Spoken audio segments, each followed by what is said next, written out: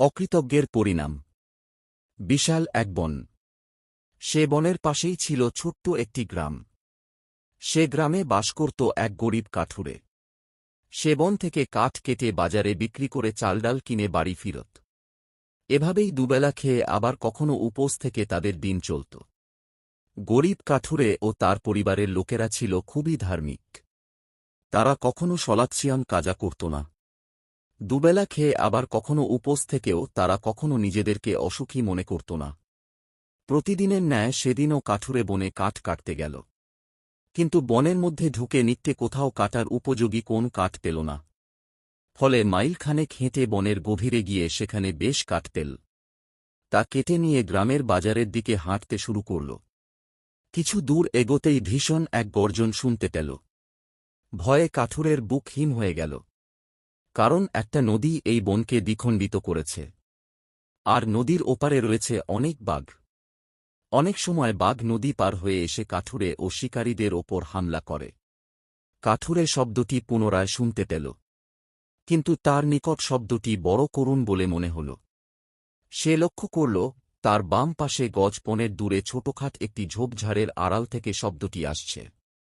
কাঠুরে মাথার বোঝা মাটিতে রেখে কুঠারটি সামনে বাগিয়ে এগিয়ে চলল। অতঃপর ঝোপের নিকটে পেঁছে দেখল বিশাল একটা শিয়াল ক্ষতবিক্ষত অবস্থায় পড়ে সেখানে কাতরাচ্ছে। শিয়ালটিকে দেখে কাঠুরের বড় মায়া হল।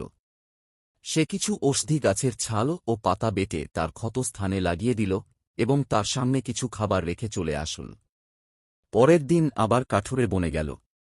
কিন্তু সেদিন সে শিয়ালটিকে কোথাও দেখতে পেল না। মাস খানেক পরে একদিন সকালবেলা কাঠুরে বনে গেল। কিন্তু এদিন বনের অনেক ভিতরে গিয়েও কাটার উপযোগী কোন কাঠ পেল না। তাই বনের গভীরে এসে যা পেল তা নিয়ে গ্রামের বাজারের দিকে এগিয়ে চলল। হঠাৎ তার সামনে বড় একটি ছোরা হাতে উপস্থিত হল এক বনদস্যু। এই বনদস্যু পাশের গ্রামে বাস করে। একদিন অসুস্থ অবস্থায় সে বনের মাঝে বেহুঁশ হয়ে পড়েছিল। কাঠুরে তাকে তার বাড়িতে নিয়ে গিয়ে সেবাযত্ন করে। সুস্থ হয়ে সে কাঠুরের বাড়ি থেকে যাওয়ার সময় তাদের কিছু প্রয়োজনীয় জিনিস চুরি করে নিয়ে যায়। ফলে গরিব কাঠুরে গ্রামের সর্দারের নিকট বিচার প্রার্থনা করে। সর্দার তাকে বলল, কাঠুরে তোমাকে অসুস্থ অবস্থায় পেয়ে সেবা করে তোমার অনেক বড় উপকার করেছে। আর তুমি উপকারীর অপকার করে ভীষণ অপরাধ করেছ। তাই তোমার শাস্তি হওয়া আবশ্যক। সর্দারের হুকুমে তার একটি হাত কেটে নেওয়া হয়। সেদিন থেকেই সে কাঠুরেকে হত্যা করার প্রতিজ্ঞা করে এবং সুযোগের অপেক্ষায় থাকে। এদিন যেহেতু কাঠুরে বনের গভীরে এসেছে, এখানে তাকে মারলে সবাই মনে করবে কাঠুরেকে বাঘে খেয়ে ফেলেছে। তাই সে সুযোগ হাতছাড়া করতে চাইল না। কাঠুরেকে বলল, কাঠুরে, তুই তোর মৃত্যুর জন্য প্রস্তুত হয়ে নে। তোকে আজ আমার হাতে মরতেই হবে। সে কাঠুরেকে কথাগুলি বলছে আর ছুরি বাগিয়ে সামনের দিকে 1 পা 2 পা করে এগিয়ে আসছে। কাঠুরেও 1 পা 2 পা করে পিছাচ্ছে। এমন বিপদের সময়ও কাঠুরে সাহস হারাল না। কাঠুরে বলল, দস্যু, আল্লাহ যদি না চান তবে তুই কেন পৃথিবীর কেউ আমাকে হত্যা করতে পারবে না? একটা শুনে সে উচ্চস্বরে ক্রূর হাসি হেসে উঠে বলল, আজ তোকে আমার হাত থেকে তোর আল্লাহ বাঁচাতে পারবে না, নাউজুবিল্লাহ। কাঠুরে মনে মনে আল্লাহর নিকট সাহায্য প্রার্থনা করতে লাগল।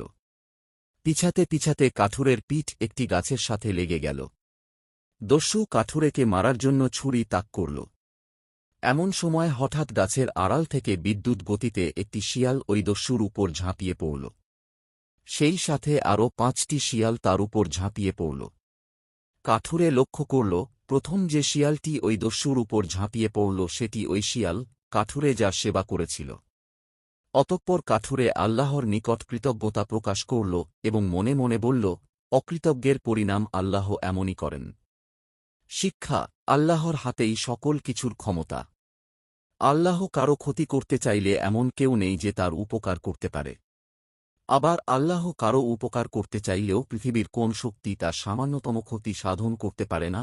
আনান 1:7-1 তিরুনি মিশকাতহা 5302।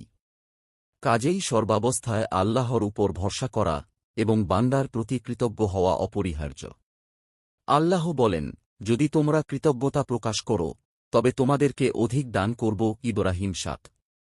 ভিডিওটা যদি আপনার ভালো লাগে তো ভিডিওটাতে লাইক দিয়ে চ্যানেলটা সাবস্ক্রাইব করবেন। ধন্যবাদ।